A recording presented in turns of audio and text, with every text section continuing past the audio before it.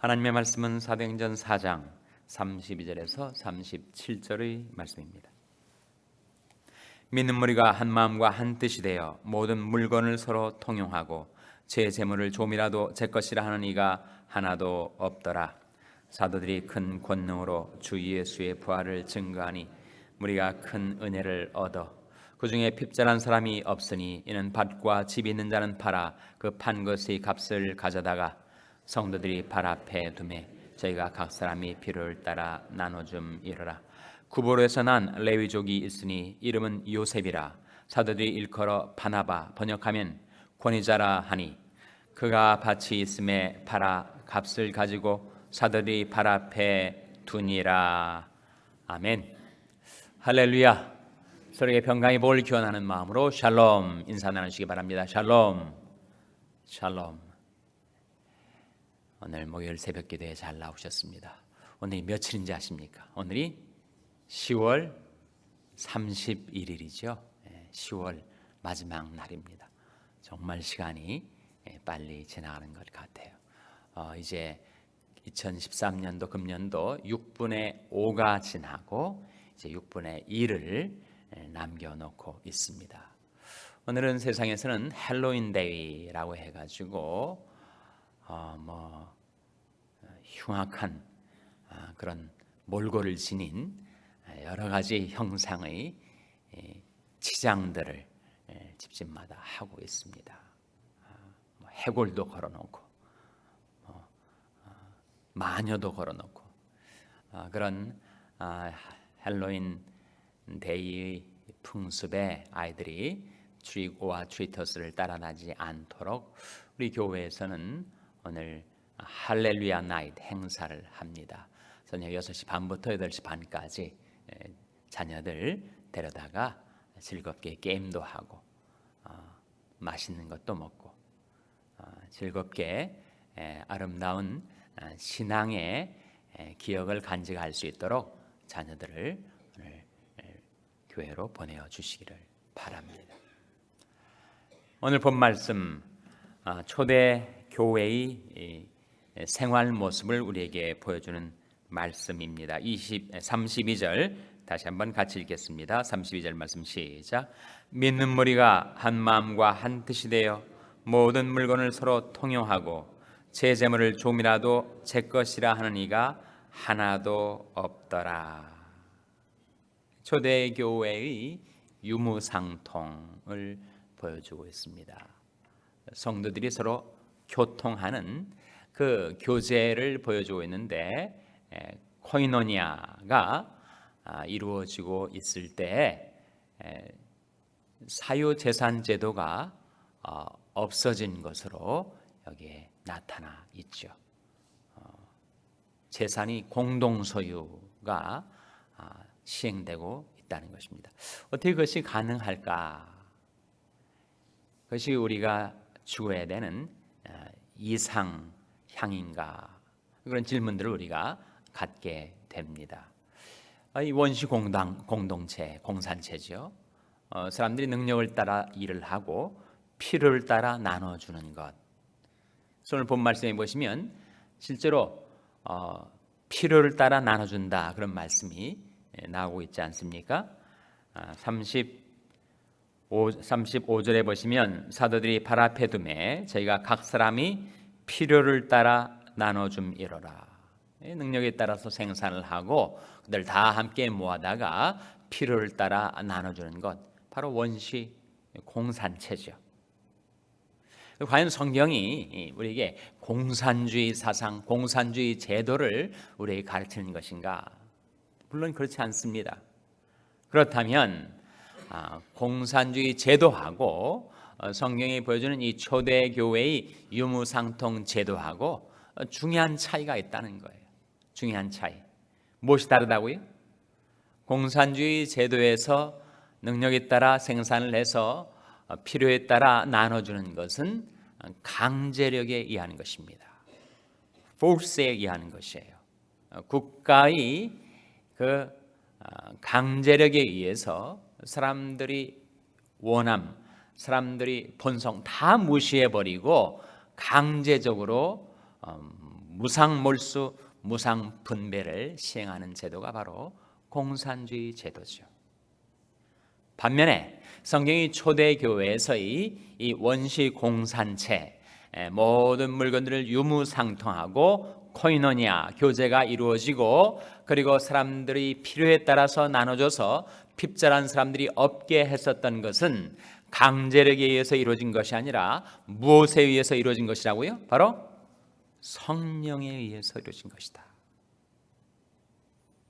사람들이 할 수 없이 마지못해 외부의 강압에 의해서 재산을 나눈 것이 아니라 성령의 인도를 따라, 성령의 사랑을 따라 자발적으로 그 일을 시행했다는 것이 중요한 차이란 말입니다. 그래서 오늘 본 말씀에 보시면 그와 같이 믿는 무리가 한 마음과 한 뜻이 되어서 모든 물건을 서로 통용하고 제 재물을 조금이라도 제 것이라 하는 이가 없었던 것은 바로 그들에게 무엇이 임했기 때문인가? 은혜가 임했기 때문이라고 33절이 말씀해 주죠. 사도들이 큰 권능으로 주 예수의 부활을 증거하니 무리가 무엇을 얻었다고요? 큰 은혜를 얻었다. 그래서 인간 안에 가장 강력한 집착이 있다면, 욕망이 있다면 그것은 바로 무력일 터인데, 그 재물에 대한 욕망에서 자유케 된 자들이 자발적으로 성령 인도를 따라 큰 은혜를 받았기 때문에 세상의 재물에 집착하는 데서 그들이 벗어나게 되었다는 거예요. 그러니 그 결과로 34절 그 중에 핍절한 사람이 없으니 이는 밭과 집 있는 자는 팔아 그 판 것의 값을 가져다가 사도들이 발 앞에 둠에 저희가 각 사람이 필요를 따라 나눠줌 이러라. 이런 일이 정말 역사적으로 이루어졌던 것이 있었는가? 있었다는 거예요. 각 시대마다. 감리교의 창시자 존 웨슬리를 회심케 했었던 모라비아 교도들, 그 모라비안들은 진센돌프 백작이라는 사람이 지도를 받아서 바로 그렇게 함께 더불어 살면서 함께 생산하고 함께 공유하고 함께 필요를 따라 나눠 갖는 그런 삶을 살았다는 거예요. 그들이 얼마나 놀랍게 복음을 전파하는 그런 성령의 공동체였는가 하는 것을 교회사는 보여주고 있습니다. 비슷한 듯하지만 전혀 엉뚱하게 잘못된 원시 공산체 형태를 취하는 경우도 있었죠.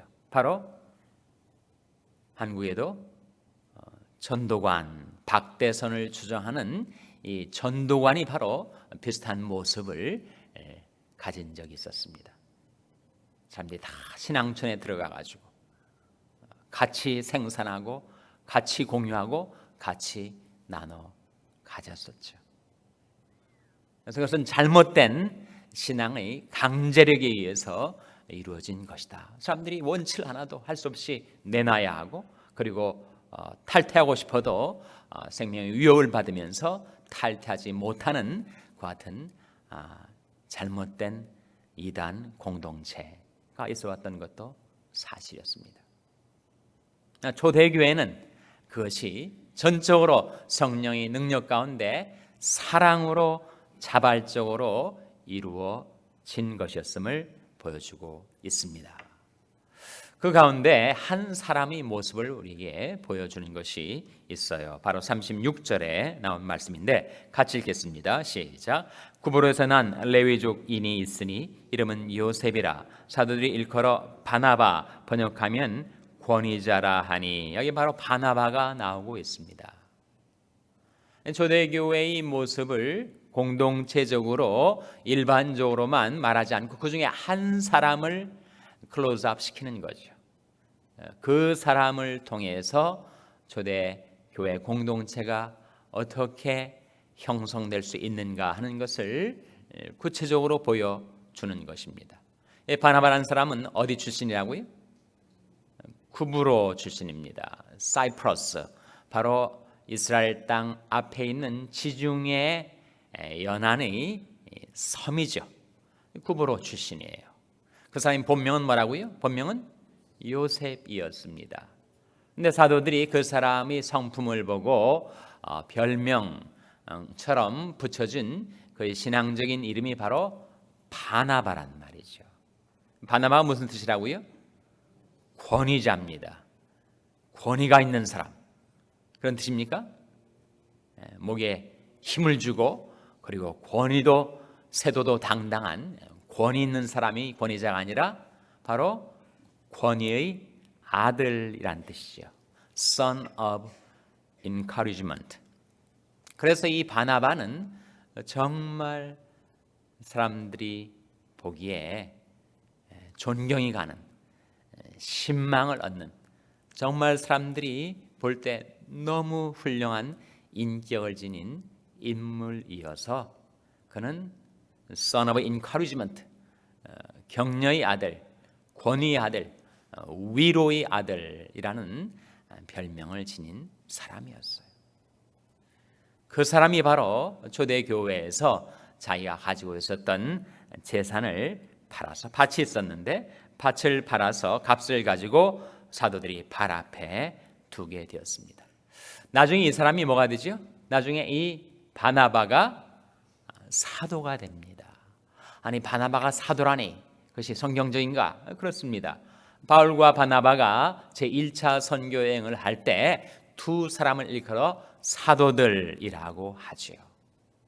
오히려 사도 바울을 주님께로 인도하고 선교 사역에 그를 선도했었던 바로 그런 인물이었습니다. 그래서 이 바나바 때문에 초대교회에 놀라운 부흥의 역사가 일어나게 되었다. 왜 그러냐 하면 이 바나바라는 신앙의 그릇, 인격의 그릇이 있었기에 하나님께서 많은 사람들을 그 교회, 바로 안디옥 교회에 더해 주셨다라는 말씀이 사도행전 11장 24절에 나옵니다. 한번 찾아보시기 바랍니다. 사도행전 11장 24절 말씀 찾아서 같이 읽겠습니다. 신약성경 206면 사도행전 11장 24절 말씀 찾아서 같이 읽겠습니다. 사도행전 11장 24절 말씀입니다. 같이 읽습니다. 시작. 바나바는 착한 사람이요 성령과 믿음이 충만한 자라. 이에 큰 무리가 죽게 더하더라. 바나바는 어떤 사람이라고요? 착한 사람이었습니다. 성령의 열매 가운데 6번째 해당되는 성령의 열매가 뭐죠? 성령의 열매 9가지 기억하시죠? 어디가 성령의 열매는 사랑과 희락과 화평과 오래 참음과 자비와, 그 다음에 6번째 뭡니까? 양선이 뭐예요? 양선이 바로 goodness입니다.